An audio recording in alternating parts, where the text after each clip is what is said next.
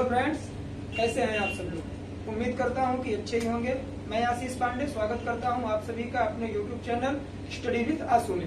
जैसा कि कल मैंने आप लोगों को नदी अपवाद तंत्र शुरू किया था वीडियो में, उसमें मैंने बताया था हिमालयी अपवाद तंत्र के बारे में, जिसके तहत 3 नदियों के बारे में मैंने बताया, गंगा, ब्रह्मपुत्र और सिंधु नदी। तो उन तीनों नदियों के बारे में मैंने बता दिया था। आज मैं प्रायद्वीपीय अपवाद तंत्र के बारे में बात करूंगा, वे नदियां जो प्रायद्वीपीय भारत में बहती हैं। ठीक है, तो वो वीडियो जिन लोगों ने नहीं देखा है, उस वीडियो की लिंक डिस्क्रिप्शन में दी गई है, आप लोग जाके वो वीडियो देख सकते हैं। और उसके बाद आइए शुरू करते हैं हम आज का ये वीडियो। ठीक है, तो प्रायद्वीपीय अपवाद तंत्र को शुरू करने से पहले हम लोग देख लेंगे कि प्रायद्वीपीय अपवाद तंत्र और हिमालयी अपवाद तंत्र में कुछ भिन्नताएं हैं। जैसे कि ये आपका प्रायद्वीपीय अपवाद तंत्र हिमालयी अपवाद तंत्र से काफी पुराना अपवाद तंत्र है। ठीक है, और इसमें जो नदियां हैं वो वृक्षनुमा तंत्र बनाती हैं। वृक्षनुमा का मतलब यह होता है अपवाद तंत्र की एक मुख्य नदी होगी, वो जाते हुए धाराओं में ऐसे बटेगी।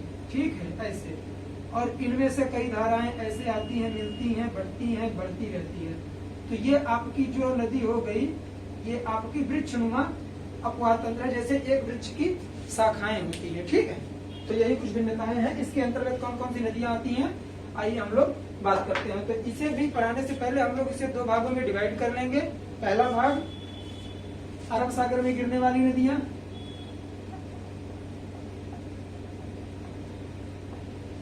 अरब सागर में गिरने वाली नदियां। दूसरा बंगाल की खाड़ी में, बंगाल की खाड़ी में गिरने वाली नदियां। तो अरब सागर और बंगाल की खाड़ी में जो जो नदियां गिरती हैं उनके बारे में आज हम बात करेंगे। अरब सागर आप लोगों को पता है कि भारत के पश्चिमी छोर पर अरब सागर है, पूर्वी तट पे आपका ये बंगाल पड़ता है। और इसमें कौन कौन सी नदियां हैं आइए देखते हैं। अरब सागर में पहली नदी आपकी है नर्मदा, जो अरब सागर में गिरती है। दूसरी ताप्ती नदी, ये भी अरब सागर में गिरती है। तीसरी माही नदी। माही नदी एक ऐसी नदी है जो कर्क रेखा को 2 बार काटती है। ये इंपॉर्टेंट है, अभी मैं बात करूंगा इस पर। ठीक है, ये 3 मुख्य नदियां हैं जो अरब सागर में गिरती हैं। अब देखते हैं बंगाल की खाड़ी में गिरने वाली नदियां। इनमें सबसे बड़ी नदी जो है, प्रायद्वीपीय भारत की भी सबसे बड़ी नदी है, वो कौन सी है, गोदावरी। दूसरी महानदी। तीसरी कृष्णा। चौथी कावेरी।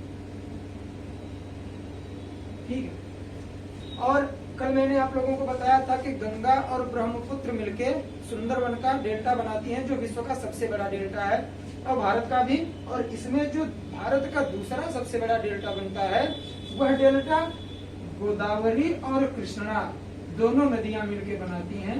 ये डेल्टा जो ये दूसरा सबसे बड़ा डेल्टा है अपने भारत का। पहला सुंदरवन का डेल्टा और दूसरा डेल्टा गोदावरी और कृष्णा नदियां मिलकर बनाती हैं। तो आइए इसे नोट करिए, स्क्रीनशॉट लीजिए आप लोग, जो भी हो। उसके बाद बात करेंगे हम लोग नर्मदा नदी के बारे में, अरब सागर में गिरने वाली नदियां।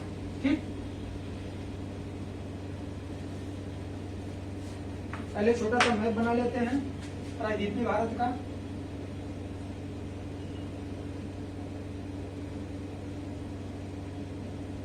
ठीक है, तो देखेंगे ये है आपका अमरकंटक, मध्य प्रदेश में पड़ता है, कहीं कहीं छत्तीसगढ़ में बताया जाता है। यहाँ से आपकी 3 नदियां निकलती हैं। ये नर्मदा नदी का उद्गम स्थान है।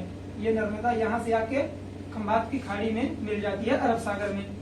और नर्मदा नदी के ऊपर विंध्याचल श्रेणी है, पर्वत श्रेणी, और नीचे ये सतपुड़ा है। तो ये ऐसी नदी है जो नदियों की द्रोणी से बहती है। इसे हम रिफ्ट घाटी भी कहते हैं, द्रोणी भी कहते हैं।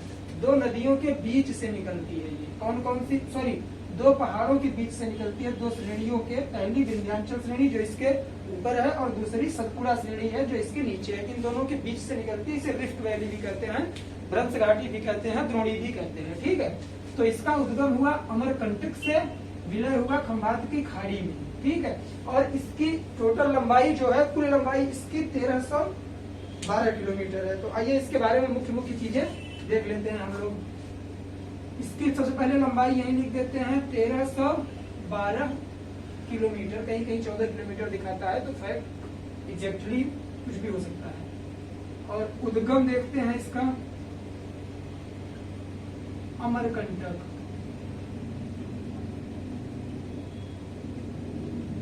विलय खंभात की खाड़ी, गुजरात, अरब सागर में। ठीक है, इसका प्रवाह क्षेत्र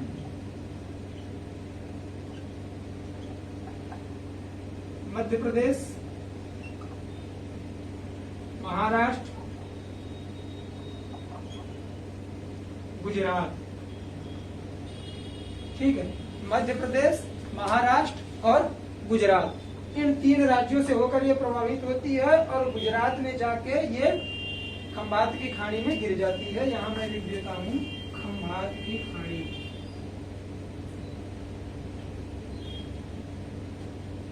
ये आपकी खंभात की खाड़ी है और ये अरब सागर है, ये बंगाल की खाड़ी है, बे ऑफ बंगाल। ये पूरा आपका जो एरिया है पश्चिम बंगाल से लेकर यहाँ। ठीक है, और ये नदी एक मुख्यतः विशेषता इसमें यह है कि यह एस्टुरी का निर्माण करती है। एस्टुअरी, जिसे मैंने कल की वीडियो में पढ़ाया था अच्छे से, एस्टुअरी इसे कहते हैं, या तो इसे ज्वारनद मुख बोलते हैं। ठीक, इसका उद्गम कहाँ से होता है, विलय कहाँ से होता है, सब कुछ बता दी। इसकी सहायक नदियां देख लेते हैं। वो मुख्यतः 3 सहायक नदियां हैं। कौन कौन सी हैं आपकी?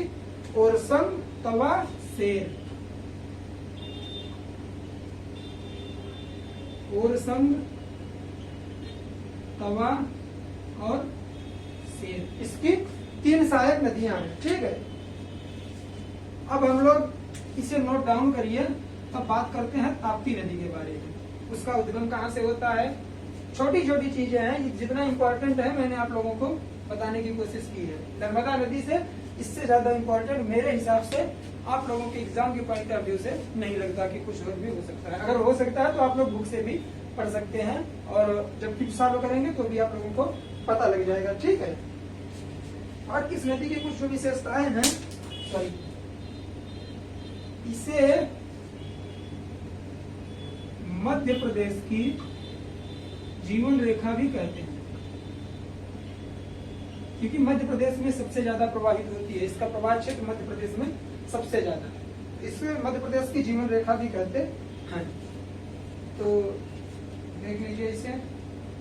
भ्रंश घाटी मैंने बता ही दिया है, भ्रंश घाटी से ये निकलती है, भ्रंश घाटी में प्रवाहित होती है। भ्रंश घाटी में कौन कौन सी भ्रंश घाटी? ये विंध्याचल पर्वत श्रेणी, सतपुड़ा पर्वत श्रेणी के बीच से भ्रंश घाटी का निर्माण करती है। आइए अब हम लोग देखते हैं ताप्ती नदी के बारे में।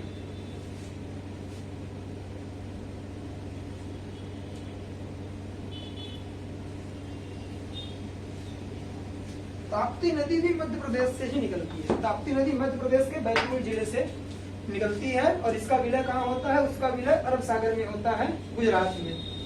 दूसरी नदी आपकी अरब सागर की हो गई ताप्ती नदी। और जो ताप्ती नदी है यह बैतूल जिले से मध्य प्रदेश के निकलती है, और बैतूल जिले के निकट सतपुड़ा पहाड़ी से यह निकलती है। और इसका क्षेत्र क्या है? इसका उद्गम पहले देखेंगे मध्य प्रदेश के बैतूल जिले से सतपुड़ा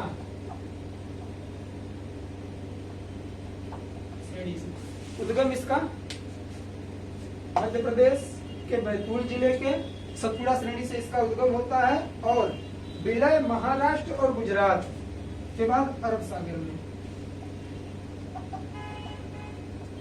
महाराष्ट्र,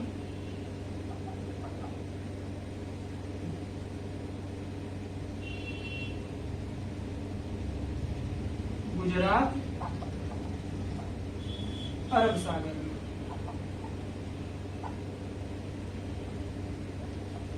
ठीक है, और यह भी भ्रंश का निर्माण करती है, द्रोणी का निर्माण करती है। ये आपकी यहाँ से निकलती है बैतूल जिला से, सतपुड़ा श्रेणी से। ये सतपुड़ा श्रेणी में ये भ्रंश खाड़ी का निर्माण करती है। यहाँ आके ये अरब सागर में मिल जाती है। ये कौन सी नदी है आपकी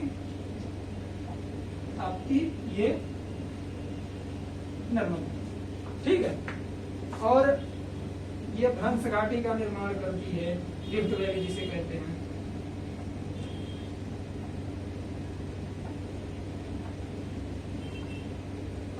ठीक, इसे नोट डाउन करिए। फिर मैं आप लोगों को बताऊं माही नदी के बारे में। माही एक ऐसी नदी है जो कर्क रेखा को 2 बार काटती है, ठीक है। इसे नोट डाउन करिए, फिर मैं आप लोगों को बताता हूँ। उम्मीद करता हूँ नोट कर चुके होंगे। मैं इसे रख करता हूँ।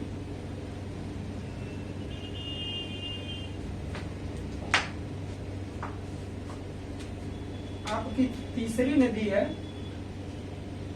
माही। इसका उद्गम कहाँ से होता है? मध्य प्रदेश के धार जिले से। मध्य प्रदेश के धार जिले से विंध्याचल श्रेणी से इसका उद्गम होता है, ठीक है। उद्गम मध्य प्रदेश के धार जिले से विंध्याचल श्रेणी से।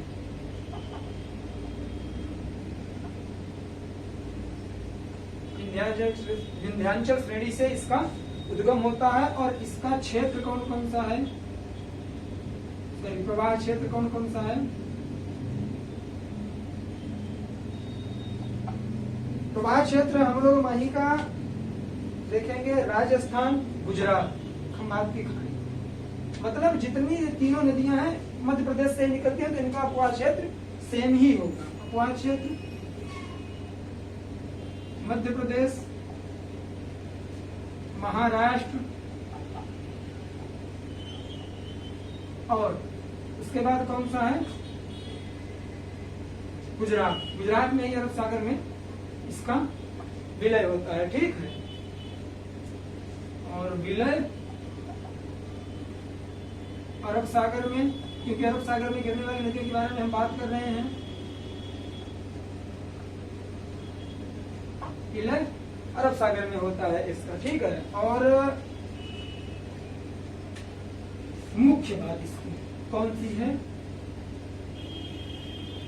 यह नदी कौन सी? इसे आप लोग भी अलग ढंग से लिख लीजिएगा, डिफरेंट कलर से, क्योंकि क्वेश्चन में, सॉरी एग्जाम में क्वेश्चन बनता है यहाँ से। माही प्रायद्वीपीय भारत की एक ऐसी नदी है, यह नदी कर्क रेखा को 2 बार काटती है।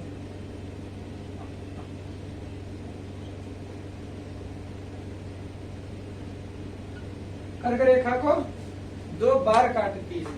ये देखिए, ये नर्मदा, ये विंध्याचल श्रेणी, यहीं से इसका उद्गम ऐसे होता है, ये ऐसे करके ये प्रवाहित होती है, ठीक है। अरब सागर में गिरती है ये यहाँ ऐसे आके खंभात की खाड़ी में इसका भी विलय होता है।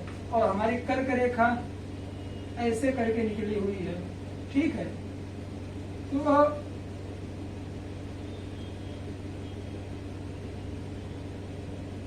ये 2 बार कर्क रेखा को, एक ऐसे काटती है, एक बार ऐसे काटती है।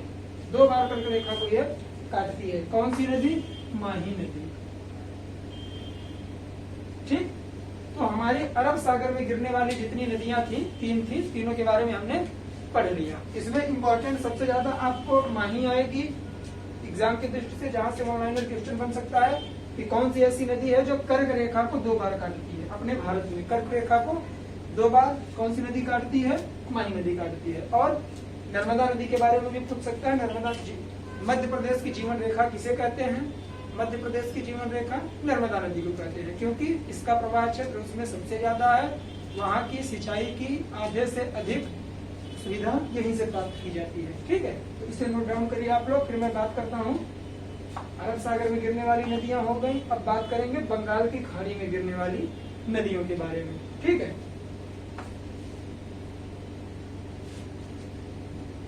इसे नोट डाउन करिए आप लोग, तब तक मैं इसे रफ कर लेता हूँ।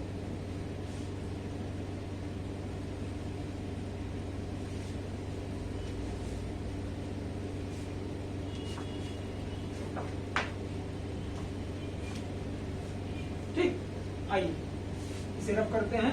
अब बात करते हैं हम लोग बंगाल की खाड़ी में गिरने वाली नदियां।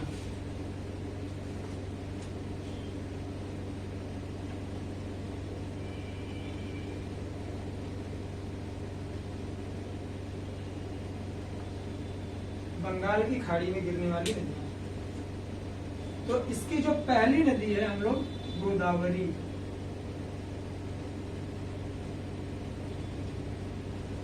ठीक, गोदावरी नदी प्रायद्वीपीय भारत की सबसे बड़ी नदी है, पूरे प्रायद्वीपीय भारत की। अरब सागर और ये आपका जो बे ऑफ बंगाल की नदियां हैं, बंगाल की खाड़ी की, दोनों में सबसे ज्यादा प्रायद्वीपीय भारत की लंबी नदी गोदावरी नदी है, सबसे बड़ी आपकी। ठीक है, इसकी लंबाई टोटल कितनी है? 1465 किलोमीटर है। 1465 किलोमीटर लंबी ये नदी है।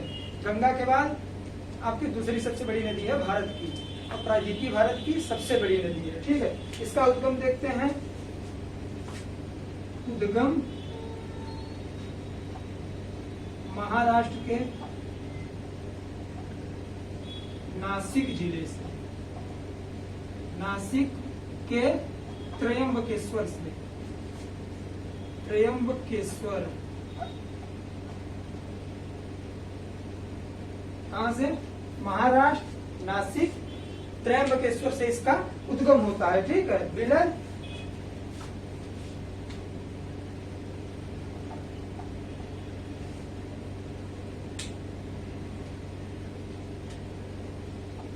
यह प्रवाहित, पहले मैं मैप बना दूं तो समझ में आएगा।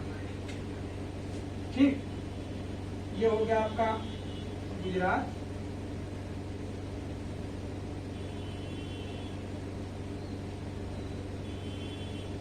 ठीक, प्रायद्वीपीय भारत का मैप है ये गुजरात से शुरू होता है, पश्चिम बंगाल पे खत्म होता है। तो ये आपका अमरकंटक है, यहां से इसका उद्गम होता है नासिक। ये महाराष्ट्र है, यहाँ से कौन सी नदी का उद्गम होता है? गोदावरी का। तो यह दक्षिण पूर्व की ओर बहते हुए, अब यहाँ से बहेगी है, सॉरी यहाँ से, तो पहले कर्नाटक जाएगी, मध्य आपका कौन सा राज्य है ये जहां से निकल रही है? ये महाराष्ट्र है। महाराष्ट्र के नासिक से निकल रही है। नासिक से निकलने के बाद आपकी ये बहते हुए कहाँ तक जाती है? कर्नाटक से होते हुए आपके तमिलनाडु, हाँ, तो आंध्र प्रदेश में जाती है, दक्षिण पूर्व की ओर यहाँ आके मिल जाती है ये। ठीक है, सबसे बड़ी नदी है ये। विलय दक्षिण पूर्व की ओर प्रवाहित होने पर बंगाल की खाड़ी में,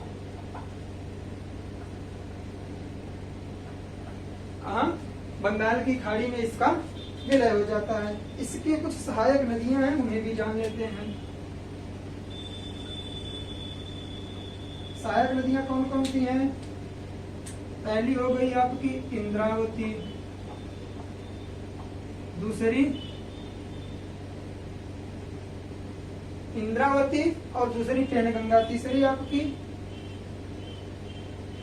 प्राणहिता। गोदावरी नदी के बारे में इतनी चीजें मैंने आप लोगों को बता दी।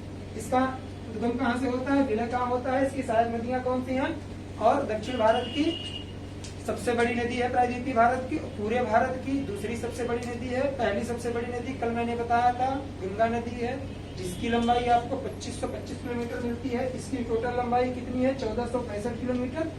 इससे दक्षिण भारत में इसे बूढ़ी गंगा के नाम से भी जानते हैं। ये इंपॉर्टेंट है कि दक्षिण भारत में या पूरे भारत में बूढ़ी गंगा के नाम से कौन सी नदी को जाना जाता है?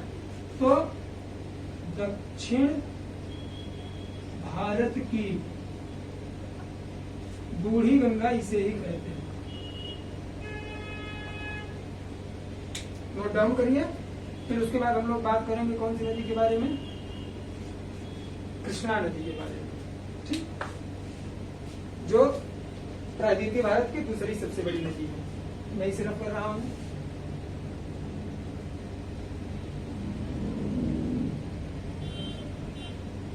कौन सी नदी के बारे में बात करेंगे? कृष्णा नदी के बारे में। इसका भी उद्गम महाराष्ट्र में ही महाबलेश्वर से होता है। ठीक है, महाबलेश्वर से ये निकल के ऐसे कर्नाटक से होते हुए यहाँ विलय हो जाता है इसका बंगाल की खाड़ी में। ठीक, ये है कृष्णा, ये गोदावरी। कृष्णा नदी हो गई। गोदावरी नदी के बारे में मैंने आप लोगों को पूरी डिटेल दे दी। अब कृष्णा नदी के बारे में देखेंगे। और कृष्णा नदी की लंबाई कितनी है? सबसे पहले 1400 किलोमीटर कृष्णा नदी।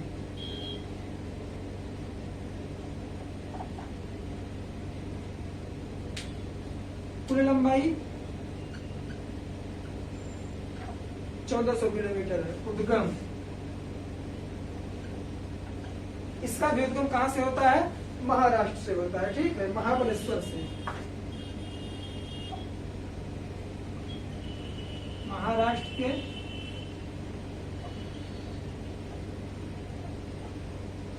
महाबलेश्वर से विलय बंगाल की खाड़ी में।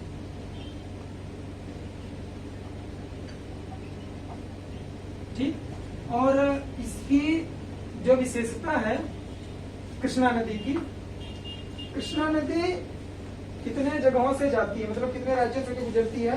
तो महाराष्ट्र, कर्नाटक, तेलंगाना, आंध्र प्रदेश। ठीक, क्षेत्र इसका प्रवाह क्षेत्र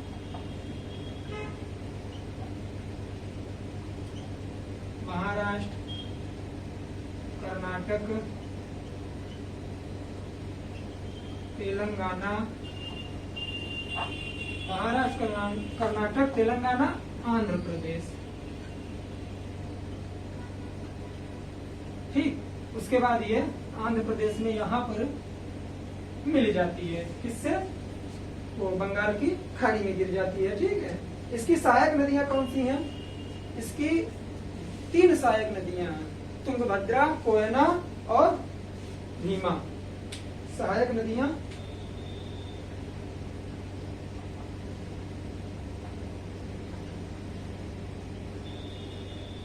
तुंगभद्रा,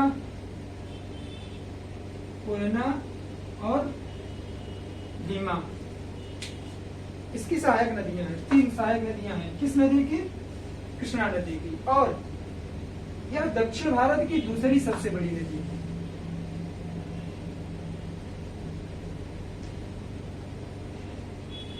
दूसरी सबसे बड़ी नदी,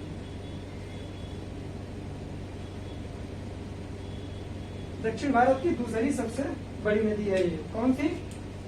कृष्णा नदी। ठीक है, इसे नोट डाउन करिए, फिर मैं इसे रब करके अब इसके बाद मैं आप लोगों को बताऊंगा महानदी के बारे में। ठीक है, जो तीसरी सबसे बड़ी नदी है। स्क्रीनशॉट ले लीजिए। वीडियो काफी अच्छी खासी है। अगर आप लोग मन लगा के इसे देख लेंगे तो एक बार में ही सारी चीजें आपकी क्लियर हो जाएंगी। नोट्स बनाने की जरूरत मेरे हिसाब से नहीं पड़नी चाहिए, क्योंकि इसमें मैं जितनी फैक्ट चीजें हैं मैं लिख दे रहा हूँ। अगर आप लोग अपने पास स्क्रीनशॉट भी रखेंगे उससे आप लोगों का काम हो जाएगा। ठीक है, किसी भी एग्जाम में इससे अलग छोटे एग्जामों में नहीं पूछता है। एसएससी, बैंक, रेलवे, कोई भी एग्जाम हो यहीं से पूछेगा, तो मैं इसे रख करता हूँ। ठीक है, अब बात करूंगा महानदी के बारे में। कौन सी? महानदी के बारे में बात करेंगे। और महानदी का उद्गम कहां से होता है? छत्तीसगढ़, अमरकंटक से। मैंने बताया था ना, ये महानदी अमरकंटक से निकलती है ऐसे करके, छत्तीसगढ़, उड़ीसा से होते हुए ये कहा मिल जाती है? बंगाल की खाड़ी में। ठीक,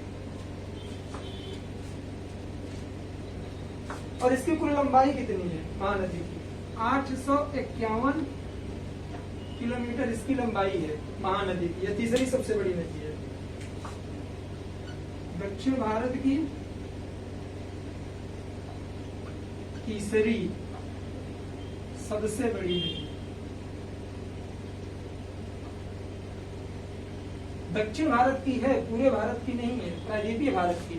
इसमें से दक्षिण भारत की तीसरी नदी क्यों है? क्योंकि पहली नदी जो है वो गोदावरी है, दूसरी कृष्णा है, तीसरी आपकी महानदी है। और महानदी का उद्गम अमरकंटक से होता है। ये मैंने आप लोगों को अभी पहले ही बताया था, पहले वीडियो में भी बताया था, अमरकंटक से। यहाँ से मैंने ये भी बताया था कि 3 नदियों का उद्गम होता है। पहली है आपकी कौन सी हो गई? महानदी। दूसरी है गंगा में जाके मिलती है, सोन नदी। तीसरी मैंने अभी आप लोगों को बताया, नर्मदा नदी, जो रिफ्ट वैली से होके बढ़ती है, द्रोणी बनाती है, भ्रंश बनाती है, जिसे भ्रंश, द्रोणी या रिफ्ट वैली बोलते हैं। कैसे? विंध्याचल श्रेणी और सतपुड़ा श्रेणी के बीच से बहती है। और जो ताप्ती नदी है, ताप्ती नदी इसके नीचे से बहती है, सतपुड़ा श्रेणी के नीचे से बढ़ती है, वह भी द्रोणी का निर्माण करती है। ठीक है, दक्षिण भारत की सबसे बड़ी नदी है। इसका उद्गम देख लेते हैं कहाँ है। इसका उद्गम होता है आपके अमरकंटक से।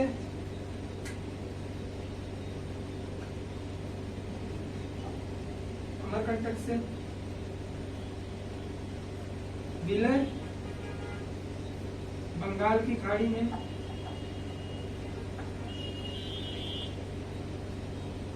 बंगाल की खाड़ी में इसका विलय होता है। ठीक, और ये आपके छत्तीसगढ़ और उड़ीसा की मुख्य नदी।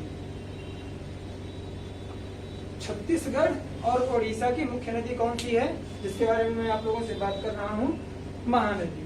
और प्रायद्वीपीय भारत की तीसरी सबसे बड़ी नदी है। ठीक है, और इसमें कुछ सहायक नदियां भी हैं।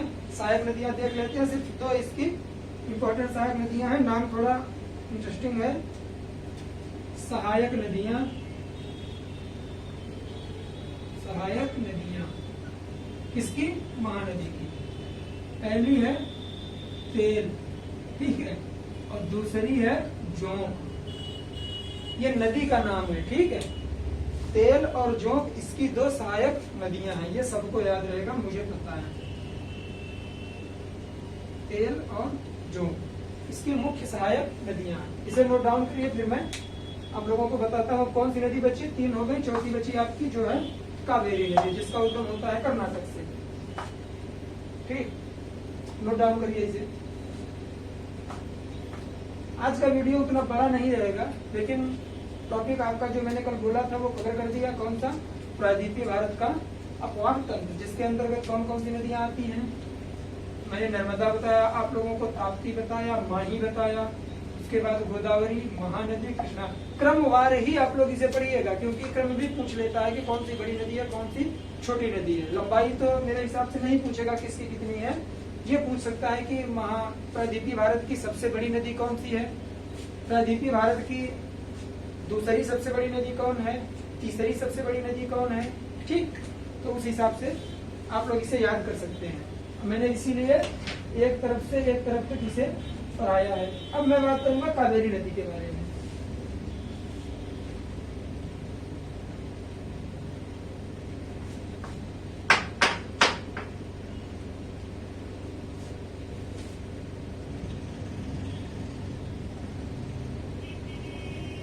इसका उद्गम कहां से होता है?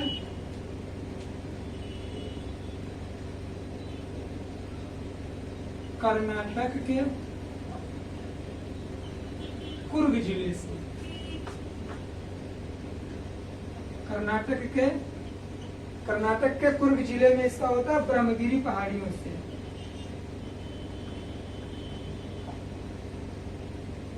ब्रह्मगिरी पहाड़ियों से इसका उद्गम होता है। किस नदी का? कावेरी नदी का। ये कावेरी नदी आपकी यहां से निकलती है। ठीक, यहाँ जाके मिल जाती है। कौन सी नदी है ये? कावेरी नदी है। कहाँ से निकल रही है? कर्नाटक से। ये मध्य प्रदेश से, ये मध्य प्रदेश से, सॉरी महाराष्ट्र से, ये भी महाराष्ट्र से, और ये आपके छत्तीसगढ़ या महाराष्ट्र। अमरकंटक को दोनों जगह बताया जाता है। ठीक है। कावेरी नदी का उद्गम कर्नाटक के कुर्ग जिले में ब्रह्मगिरी पहाड़ी से होता है और इसका विलय तमिलनाडु के तिरुचिरापल्ली के निकट। विलय तमिलनाडु के तिरुचिरापल्ली के निकट, तिरुचिरापल्ली के निकट, कहा? बंगाल की खाड़ी में, जिसे कहते हैं bay of Bengal, BOB. Bank of Baroda मत समझिएगा इसे, बीओबी, बंगाल की खाड़ी इसे कहते हैं, बे ऑफ बंगाल। ठीक, उद्गम इसका बता दिया आप लोगों को, विलय भी बता दिए। और अब इसकी जो सबसे इंपॉर्टेंट चीज है, इसे दक्षिण भारत की गंगा भी बोलते हैं। इसे दक्षिण भारत की गंगा भी बोला जाता है। कौन सी नदी को? कावेरी नदी को। ठीक है। तो इसमें जो प्रमुख नदियां थी मैंने आप लोगों को बता दिया, कौन कौन सी। प्रायद्वीपीय भारत की नदियों में मैंने स्टार्ट किया था आपको नर्मदा से, जो अरब सागर में गिरने वाली नदियां हैं, नर्मदा, ताप्ती, और उसके बाद माही नदी। माही नदी कर्क रेखा को 2 बार काटती है। उसके बाद बंगाल की खाड़ी में गिरने वाली नदियां, बंगाल की खाड़ी में गिरने वाली नदियों में सबसे बड़ी नदी आपकी गोदावरी नदी है। उसके बाद दूसरी नदी आपकी कौन सी है? गोदावरी के बाद मैंने किस नदी के बारे में बताया था आप लोगों को? कृष्णा नदी। कृष्णा आपकी दूसरी सबसे बड़ी नदी है। तीसरी महानदी है, जिसका उद्गम अमरकंटक से होता है। और आपकी चौथी नदी मैंने आप बताया कावेरी। कावेरी को दक्षिण भारत की गंगा भी कहा जाता है। ठीक, तो इतनी सारी इंपॉर्टेंट चीजें थी जो मैंने आप लोगों को आज बता दिया। ठीक है। और इसके अलावा कुछ छोटी नदियां हैं, उनके बारे में भी आप लोग उतना बताने की जरूरत नहीं है। उम्मीद करता हूँ आप लोग किताबों से उसे पढ़ लेंगे, क्योंकि उतनी इंपॉर्टेंट नदियां नहीं है। एक नदी इंपॉर्टेंट है जिसके बारे में आप लोगों को मैं बता देता हूँ। ठीक है।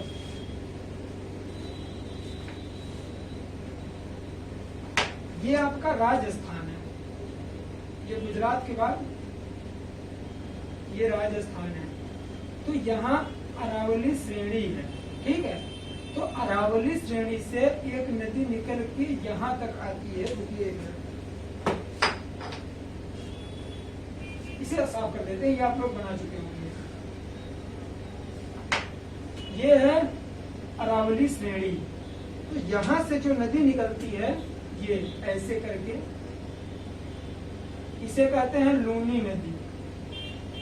तो लूनी एक ऐसी नदी है भारत की जो गुजरात के कच्छ के रण में ही खो जाती है। ठीक, कच्छ के रण में खोने का मतलब है कि सारी नदियां जो अपने उद्गम स्थान से निकलती हैं, वो या तो नदी किसी बड़ी नदी में मिल जाती हैं, या किसी खाड़ी में मिल जाती हैं, या समंदर में मिलती हैं, या फिर झीलों में मिलती हैं। लेकिन ये एक ऐसी नदी है जो रण में ही खो जाती है। कच्छ के रण में, दलदल में, ना तो सागर में जाती है ना महासागर में जाती है। तो ये क्वेश्चन पूछता है कि भारत की वह कौन सी नदी है जो क्षेत्र में ही खो जाती है या कच्छ के रण में खो जाती है? तो वो कौन सी नदी है? लूनी नदी। कौन सी? लूनी नदी राजस्थान